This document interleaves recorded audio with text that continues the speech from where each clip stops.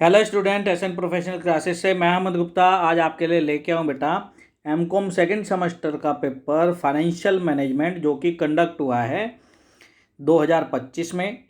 इससे पहले भी इसका एक पार्ट हम अपने चैनल पर अपलोड कर दिया है। यदि आपने उसे नहीं देखा तो उसे ज़रूर चेक कर लेंगे। तो चलिए देखते हैं आज के सेशन में कौन से आगे के क्वेश्चन पूछे गए हैं। क्वेश्चन नंबर 30 तक हमने प्रीवियस सेशन में ऑलरेडी डिस्कस कर लिया था। अब आगे का क्वेश्चन है क्या कि एक परियोजना की अनुमानित लागत 16,200 रुपये है। इसके 3 वर्षों के जीवन का अनुमान है और इससे क्रमशः 3,000, 7,000 और 6,000 का रोकड़ अंतर्वाह होता है। आंतरिक प्रत्याय दर की गणना कीजिए। तो स्टूडेंट्स, इस प्रश्न का करेक्ट आंसर होगा 18%। ऑप्शन नंबर सी इसका करेक्ट आंसर है। इसकी कैलकुलेशन कैसे करेंगे? तो स्टूडेंट्स, इसकी कैलकुलेशन करेंगे हम initial cost equal to cash inflow upon 1 plus r की पावर 1। इस प्रकार देखेंगे हम कितनी बार रोकड़ अंतर्वाह प्रवाह रहा है उतनी बार प्लस करते हुए चलेंगे। टोटल 1, एक बार 3,000, एक बार 7,000, एक बार 6,000 रुपये का कैश इनफ्लो हो रहा है। तो स्टूडेंट्स, जितनी बार पूछा है उतनी ही बार ही कैलकुलेशन रिपीट करेंगे प्लस करके, ठीक है। तो टोटल 3 बार करेंगे तो आपका आंसर आ जाएगा 18%। इसको ऐसे बनाना था। नेक्स्ट जो प्रश्न है आपका, क्या कि यह मानते हुए कि एक परियोजना पर 50,000 रुपये का व्यय होता है और 7 वर्षों तक 12,500 रुपये वार्षिक रोकड़ अंतर्वाह होता है, फर्म के लिए अदायगी अवधि की गणना कीजिए। तो स्टूडेंट्स, इसकी कैलकुलेशन कैसे करेंगे? कैलकुलेशन में लिखेंगे पे बैक पीरियड, आपसे पूछ रहा है पे बैक पीरियड इक्वल टू किसके बराबर होगा? इनिशियल इन्वेस्टमेंट डिवाइड बाय करेंगे स्टूडेंट्स एनुअल कैश इनफ्लो को। जब हम एनुअल कैश इनफ्लो को करेंगे, आप लिखते हुए चलें अपनी कॉपी में, इनफ्लो करेंगे तो क्या आएगा? 50,000। कैसे आएगा? 50,000 आपको कह रहा है ना। इनिशियल इन्वेस्टमेंट कितनी है? या मानते हुए कि परियोजना पर 50,000 रुपये का व्यय हो रहा है, यानी कि प्रारंभ में आपको कितने लगा रहे पड़ रहे हैं? इनिशियल इन्वेस्टमेंट कितनी है? 50,000। इसको डिवाइड कर देंगे एनुअल कैश इनफ्लो से। वार्षिक आपको 7 वर्षों तक कितना मिल रहा है? 12,500 रुपये मिल रहा है ना। तो आगे क्या पूछ रहा है आपसे? फर्म के लिए अदायगी अवधि क्या है, पे बैक पीरियड क्या होगा? तो जब इसको 50,000 को 12,500 से डिवाइड करोगे तो आपका आ जाएगा 4 वर्ष। चलिए अब इसके बाद नेक्स्ट प्रश्न जानते हैं। इसका आंसर आ जाएगा 4 साल। इसके बाद नेक्स्ट प्रश्न जानते हैं स्टूडेंट्स। नेक्स्ट प्रश्न आपसे पूछा गया है, यदि किसी संगठन की 5 वर्षों के लिए ब्याज और कर से पूर्व औसत अर्जन 32,000 रुपये है और इस अवधि का औसत विनियोग 20,000 रुपये है, तो लेखांकन प्रत्याय दर की गणना कीजिए। अकाउंटिंग रेट ऑफ रिटर्न की कैलकुलेशन कैसे करेंगे? ARR accounting rate of return equal to होगा बेटा average EBIT upon average investment, short में लिख रहे हैं, इनटू 100।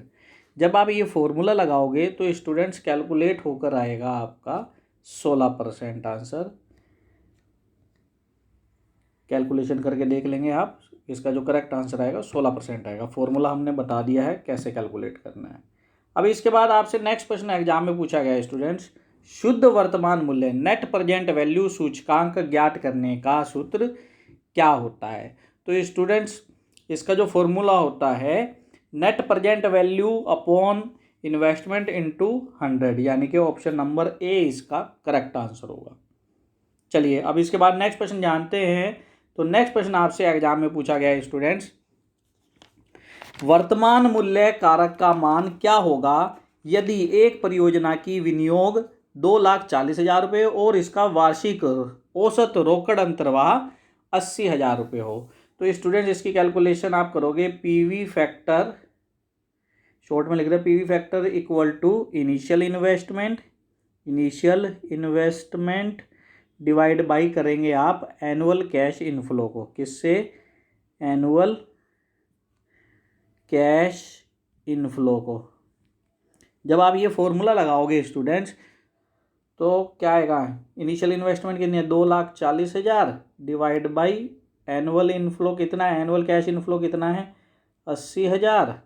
तो यहाँ पे आपकी कैलकुलेट होकर आ जाएगा 3। तो इसका आंसर आ जाएगा 3। ऑप्शन नंबर ए इसका करेक्ट आंसर होगा। चलिए अब इसके बाद नेक्स्ट प्रश्न आपका पूछा गया है, यदि एक मशीन की प्रारंभिक लागत 2,40,000 रुपये और 5 वर्ष बाद इस साल्वेज वैल्यू यानी कि छीजन वैल्यू 40,000 रुपये है, तो इसकी औसत विनियोग का मूल्य कितना होगा? तो स्टूडेंट्स इसका आंसर आएगा 1,40,000 रुपये। अब 1,40,000 कैसे निकल कर आएगा इसको देखते हैं। तो यहाँ पे लिखोगे आप एवरेज इन्वेस्टमेंट बराबर क्या है? इनिशियल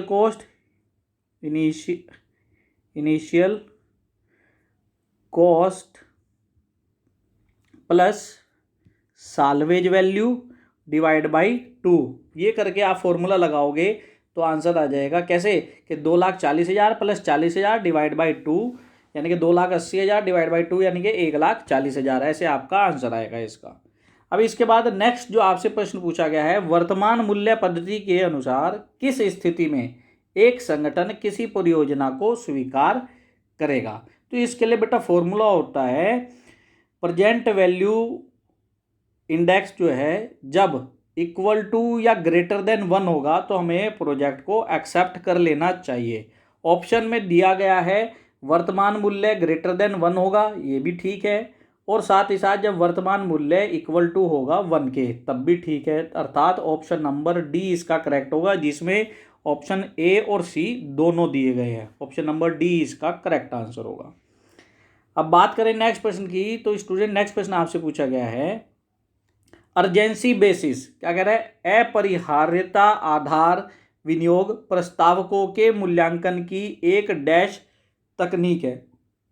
तो स्टूडेंट्स अर्जेंसी मेथड जो है एक नॉन साइंटिफिक अप्रोच है जो कि बेस्ड होती है इमीडिएट नेसेसिटी पर रेदर देन फाइनेंशियल मैट्रिक्स, इसलिए इसको हम नॉन फाइनेंशियल इवैल्यूएशन मेथड भी कहते हैं।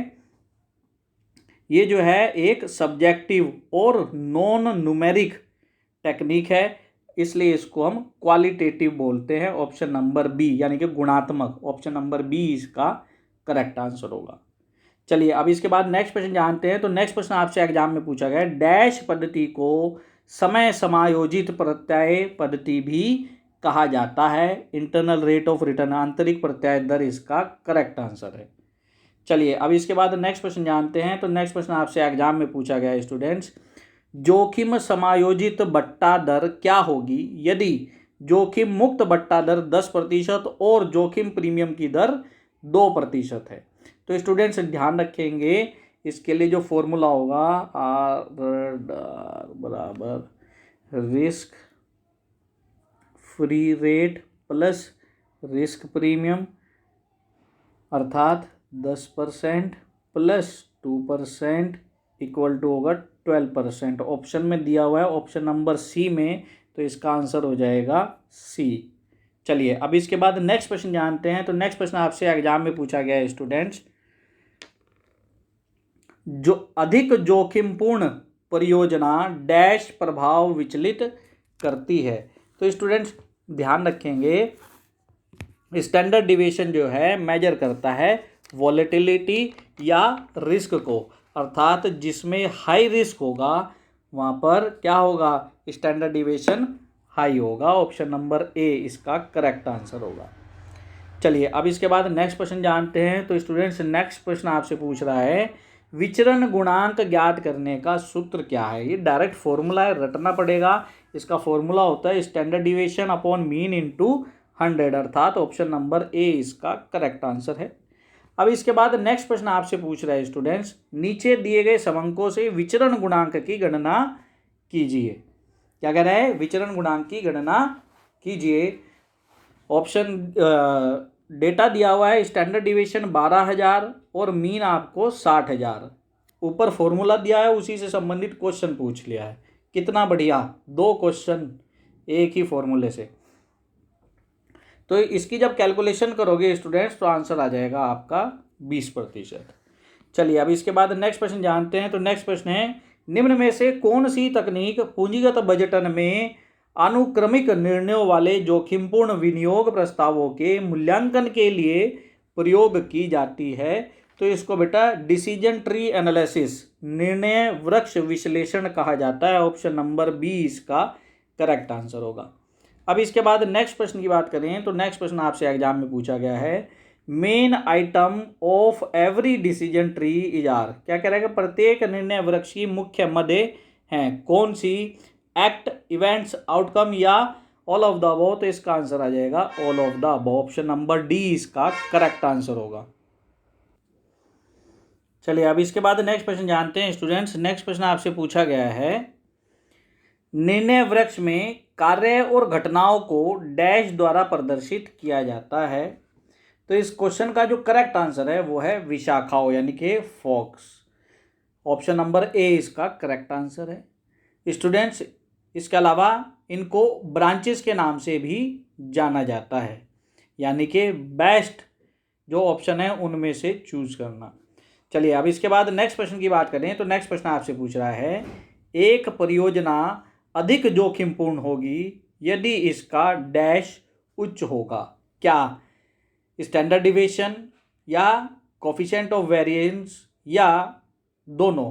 तो इस क्वेश्चन का जो करेक्ट आंसर है इसका जब प्रमाप विचलन या विचरण गुणांक अधिक होंगे। ऑप्शन नंबर सी इसका करेक्ट आंसर होगा। दोनों ही इसके करेक्ट आंसर है।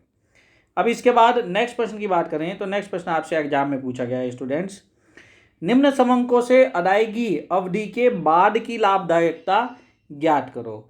ऑप्शन दिए गए हैं इसके अंदर, परियोजना की लागत 1,00,000 रुपये, आर्थिक जीवन 10,000 रुपये, अनुमानित अवशेष 5,000 रुपये और वार्षिक बचत 16,000 है।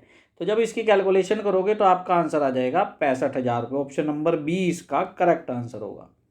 अब इसके बाद नेक्स्ट प्रश्न पूछा गया आपसे एग्जाम में स्टूडेंट्स, निम्नलिखित में से कौन सा मूल्यांकन आधार मुद्रा के समय मूल्य पर ध्यान नहीं देता है? तो पेबैक पीरियड होता है इसका आंसर। ऑप्शन नंबर बी इसका करेक्ट हो जाएगा। चलिए अब इसके बाद नेक्स्ट प्रश्न की बात करें स्टूडेंट्स तो नेक्स्ट प्रश्न आपसे पूछा गया है, यदि दो परियोजनाओं के कुल व्यय में महत्वपूर्ण अंतर है तो परियोजनाओं का मूल्यांकन शुद्ध वर्तमान मूल्य की बजाय डैश की गणना करके करना चाहिए। ऑप्शन दिया गया है, समय मूल्य, लाभदायकता अभिसूचक, अदायगी अवधि पद्धति या विनियोग पर प्रत्याय। तो इस प्रश्न का जो करेक्ट आंसर होगा वो होगा लाभदायकता अभिसूचक, यानी कि प्रॉफिटेबिलिटी इंडेक्स इसका करेक्ट आंसर होगा। तो स्टूडेंट्स ये थे आगे के क्वेश्चन नंबर 50 तक का सॉल्यूशन।